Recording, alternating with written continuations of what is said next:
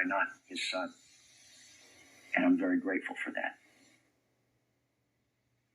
Were you worried about becoming an actor because of the fact, excuse me, that your father was Bruce Lee? Were you worried that people were going to just see you as sort of trying to follow on in his legacy and kind of take advantage of it in a way, I suppose? Yeah, it's something to be careful about. Because my dad left a really wonderful legacy, and I meet people all over the world who really admire him and admire his work, and really have been very positively affected by it too, you know. And I wouldn't want to do anything to mar that, you know. But I don't think I'm going to. Weren't you asked to star in some sort of biopic they're making about your father's life next year? You were asked, and you turned that down, didn't you? Yeah, I just, I was a little scared by the whole thing, really. It's strange to play your own father, you know. I can imagine. Is it? Kissing your own mother, you know, I don't know. It's kind of a kind of an Oedipal thing, you know. It could be kind of strange.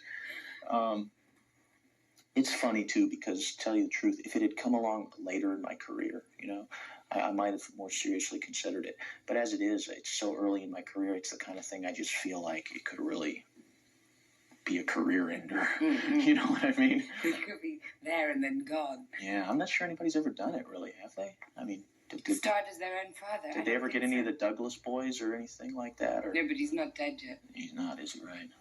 Well, I don't know. I couldn't really wrap my mind around it. You know what I mean? Now, a lot of people might not know that Bruce Lee was your dad. My whole life long, yeah. Whole life long, yeah, that would make sense. So how old were you when you started doing martial arts? Did you start? My dad started me as soon as I could walk. You know, we have home movies and stuff. I'm about 1.5, or something like that. It was kind of just a part of the household when I was growing up. Now, I remember reading at the time, your dad did a whole, in fact, I took it for about a year, and that was so terrible. But your dad sort of inspired me, and I think a whole bunch of people used to take it down, and there was this Bruce Lee studio down on the Wilshire Boulevard. But it was a different type of karate, wasn't it? It wasn't... I think my dad would probably not like to hear it referred to as karate. Well, okay. He I don't want actually... anybody mad in the family. Martial arts. We got the whole family here tonight, so you got to be careful. My dad originated an art while he was alive that was called Jeet Kune Do. This was my father's personal expression of the martial arts. He had a circle of students that he taught while he was alive, and through that circle of students, one of whom has gone on to continue to be my teacher, actually. The art of Jeet Kune Do has continued to exist in the world. Oh, I see. Now, but I know at the time, this was something that was, I know a lot of Asian, I guess would be, right, would not, it was confined to the Asian community, wasn't it? I mean, it wasn't something that was taught. Your dad was really the first guy to sort of teach Caucasians and other races how to do this, wasn't he? Yeah, and he ran into a great deal of flack about that, actually, in the community where he came over and first was teaching to Caucasians. He ran into some flack from other Asian martial arts factions in that community because up until that time, the individual arts were very much separate. There was no transfer of information between the arts whatsoever. And that was part of what I think my father was interested in trying to see broken down. And there was certainly no transfer between the Asians and the Caucasian races. Yeah. And it was almost considered kind of like an Asian secret weapon or something. Yeah. You know, not to make too big a deal of it, but that certainly did exist at the time, and my dad helped break that barrier down. Because being Bruce Lee's kid, this must have been rough growing up. I mean, just everybody must have wanted to take a fight with him. Sometimes, unfortunately, that happened, you know. I feel like David Carradine now. Why do you pick on me? And then you can just chop the guy.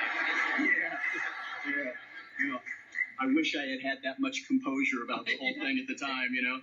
But I mean, you ever had a street fight or something, that kind of thing, when that's happened? I guess it's been a little over a year ago. A guy I came home and caught a gentleman in the midst of robbing me. And he's a gentleman, not just a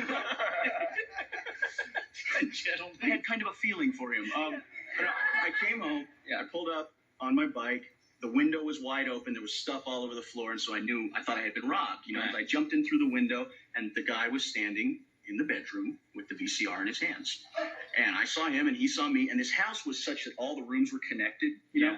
So he starts running, I start running. We chase like a Three Stooges routine, go around and around the house, you know, 2 or 3 times. I would love to try and capture on film sometime the immensely silly and stupid things that happen in real life situations like this. You know? Yeah. So anyway, he ended up taking a knife from the kitchen on his last circuit through, and we squared off in the living room.